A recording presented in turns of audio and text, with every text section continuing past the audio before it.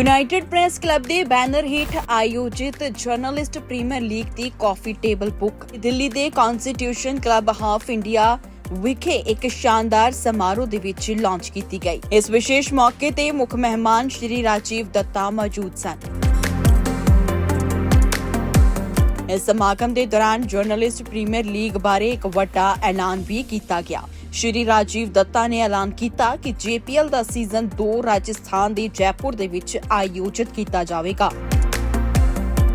ਪੱਤਰਕਾਰ ਅਤੇ ਖੇਡ ਪ੍ਰਸ਼ੰਸਕ JPL ਦੇ ਸੀਜ਼ਨ 2 ਬਾਰੇ ਕਾਫੀ ਉਤਸ਼ਾਹ ਮਹਿਸੂਸ ਕਰ ਰਹੇ ਹਨ।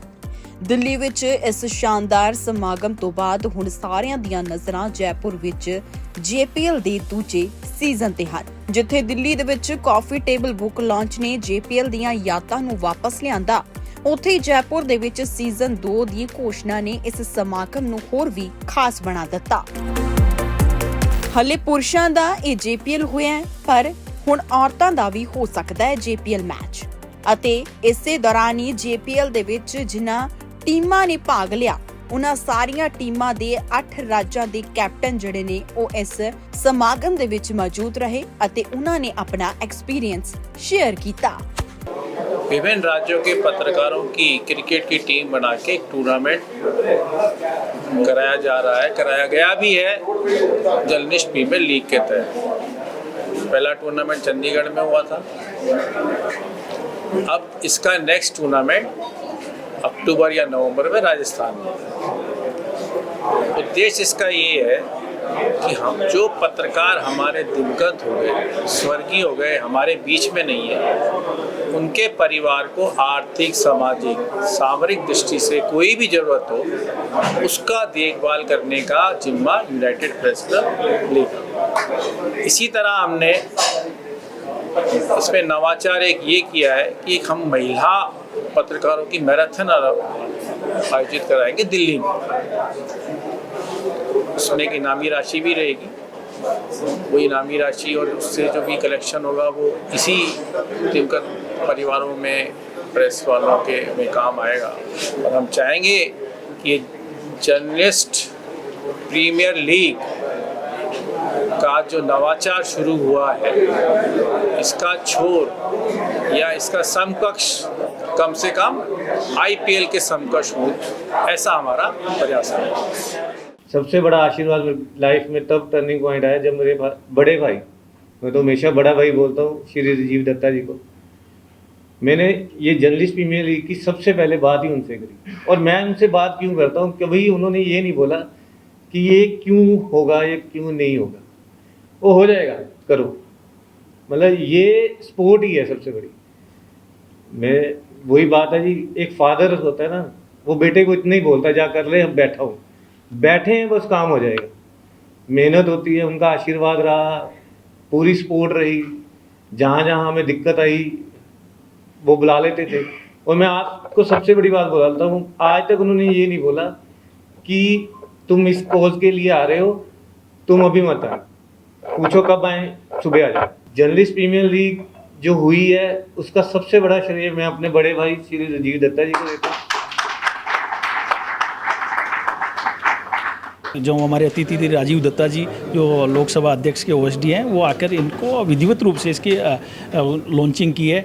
और हमारे लिए खुशी की बात है कि आज JPL सीज़न 2 की घोषणा की गई है और जो राजस्थान में होगा, और अक्टूबर लास्ट या फिर नवंबर में हम इसको सीज़न को कराए जाने की तैयारियां कर रहे हैं। हमारे अर्शदीप समर जी इस आयोजन का बीड़ा उठाया, तो मैं उनको और उनकी टीम को भी बधाई देता हूँ कि वो एक बड़ा ही महत्वपूर्ण भूमिका है। और जो इस आयोजन के माध्यम से जो दिवंगत परिवार है, उनके परिजनों को संबल देने का काम किया जा रहा है।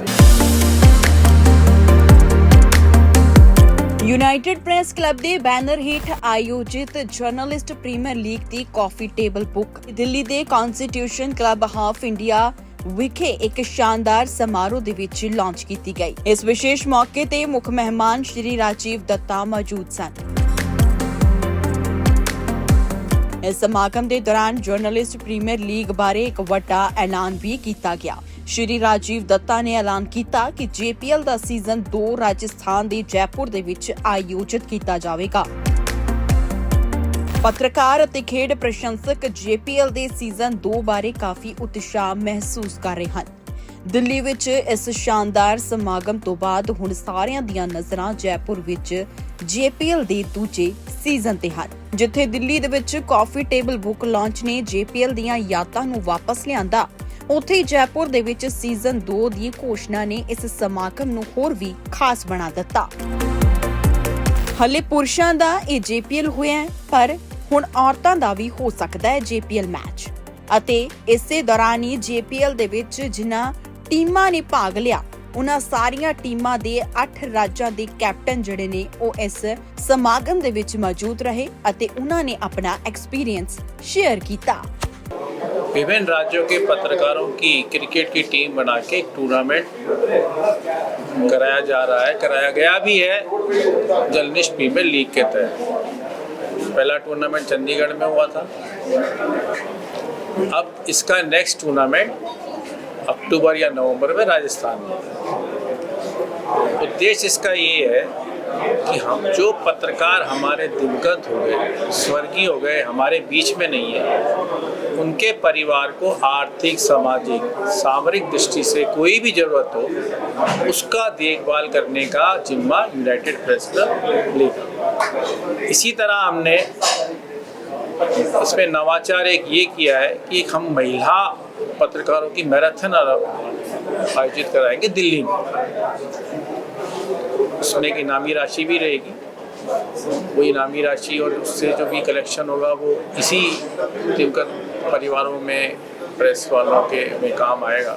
और हम चाहेंगे कि ये जर्नलिस्ट प्रीमियर लीग का जो नवाचार शुरू हुआ है इसका छोर या इसका समकक्ष कम से कम IPL के समकक्ष हो, ऐसा हमारा प्रयास है।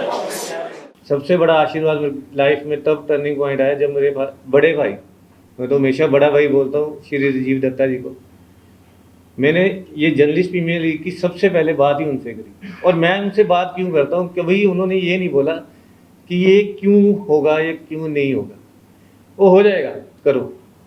मतलब ये स्पोर्ट ही है सबसे बड़ी। मैं वही बात है जी, एक फादर होता है ना, वो बेटे को इतना ही बोलता है जा कर ले, अब बैठा हूँ, बैठे हैं बस काम हो जाएगा। मेहनत होती है, उनका आशीर्वाद रहा, पूरी सपोर्ट रही, जहाँ जहाँ हमें दिक्कत आई वो बुला लेते थे। और मैं आपको सबसे बड़ी बात बोलता हूँ, आज तक उन्होंने ये नहीं बोला कि तुम इस कोर्स के लिए आ रहे हो, तुम अभी मत आए, पूछो कब आए, सुबह आ जाए। जर्नलिस्ट प्रीमियर लीग जो हुई है उसका सबसे बड़ा श्रेय मैं अपने बड़े भाई श्री राजीव दत्ता जी को देता हूँ। जो हमारे अतिथि थे राजीव दत्ता जी, जो लोकसभा अध्यक्ष के OSD हैं, वो आकर इनको विधिवत रूप से इसकी लॉन्चिंग की है। और हमारे लिए खुशी की बात है कि आज JPL सीज़न 2 की घोषणा की गई है, और जो राजस्थान में होगा, और अक्टूबर लास्ट या फिर नवंबर में हम इसको सीज़न को कराए जाने की तैयारियां कर रहे हैं। हमारे अर्शदीप समर जी इसके आयोजन का बीड़ा उठाया, तो मैं उनको और उनकी टीम को भी बधाई देता हूँ कि वो एक बड़ा ही महत्वपूर्ण भूमिका है। और जो इस आयोजन के माध्यम से जो दिवंगत परिवार है उनके परिजनों को संबल देने का काम किया जा रहा है। ये जो पूरी बुक है और जिसमें जितनी भी तस्वीरें हैं, तमाम जो तस्वीरें हैं वो अपने आप में यादगार हैं, क्योंकि ट्रॉफ़ी से शुरुआत हम करते हैं, तो ट्रॉफ़ी भी अपने याद में, पहली ट्रॉफ़ी इस पार्ट की हम जर्नी रहे, इसमें शामिल रहे। इसके साथ साथ अगर बात की जाए, जो भी तमाम फ़ोटोज़ हैं उन फ़ोटोज़ में हर एक फ़ोटो एक अलग चीज़ जो है वो दर्शाती है, तमाम खिलाड़ियों की यूनिटी दर्शाती है, किस प्रकार से एकजुट होकर तमाम जो खिलाड़ी हैं वो खेलते हुए नज़र आते हैं। साथ साथ इस टूर्नामेंट की ख़ास तौर पर अगर मैं बात करूं तो जब हमारा मैच चल रहा था तो हमारे जो तमाम खिलाड़ी थे वो बेहतरी की तरफ से काम कर ही रहे थे। और जिस प्रकार से कई खिलाड़ी ऐसे थे जो 40 साल से ऊपर के थे, तो ऐसे खिलाड़ी जब मैदान में उतरते हैं तो निश्चित तौर पर एक अलग सुकून मिलता है उनको। घर वाले भी देखते हैं किस प्रकार से ये टूर्नामेंट है, इतनी उम्र में भी तमाम जो खिलाड़ी वो खेल रहे हैं। जो सोच थी समर भाई जी की, और ख़ास तौर पे मैं कहूँगा कि राजीव दत्ता सर की इसके पीछे, कि पत्रकारों के बारे में वाकई कोई नहीं सोचता।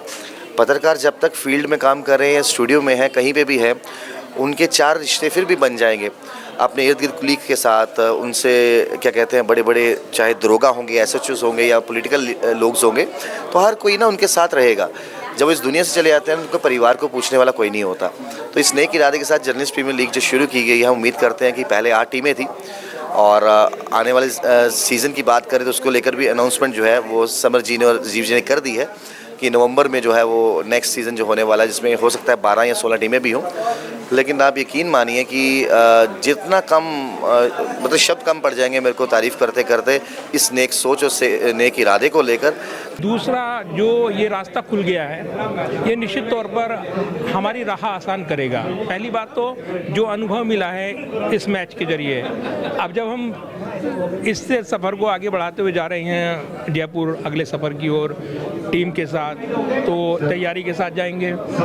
अनुभव जो मिला है ये बहुत महत्वपूर्ण रहेगा, तो ये बहुत ज़रूरी है एकजुट रहते हुए हम टीम भावना के साथ खेलें। ये कॉफ़ी टेबल बुक का आज लॉन्चिंग किया है लोकसभा स्पीकर के ओएसडी दत्ता जी ने, और तमाम टीमें मौजूद रहीं, तो ये अच्छा लगा कि कम से कम इसमें सारे खिलाड़ियों की जो हैं यादें हैं। आप कह सकते हैं हम लोग चंडीगढ़ गए थे और खेले कि अभी जैसे पार्लियामेंट का सेशन चल रहा है तो हम लोग सुबह से शाम तक पार्लियामेंट सेशन में रहते हैं। तो दिल्ली की अधिकतर जो हमारी टीम थी तो उनमें से मुझे नहीं लगता शायद किसी को भी 1 दिन या 2 दिन का प्रैक्टिस का मौका मिला, लेकिन फिर भी हम लोगों ने तमाम साथियों ने कहा कि नहीं चलेंगे, सब लोग जज्बे के साथ खेलेंगे और बेहतर दिखाने की कोशिश करेंगे।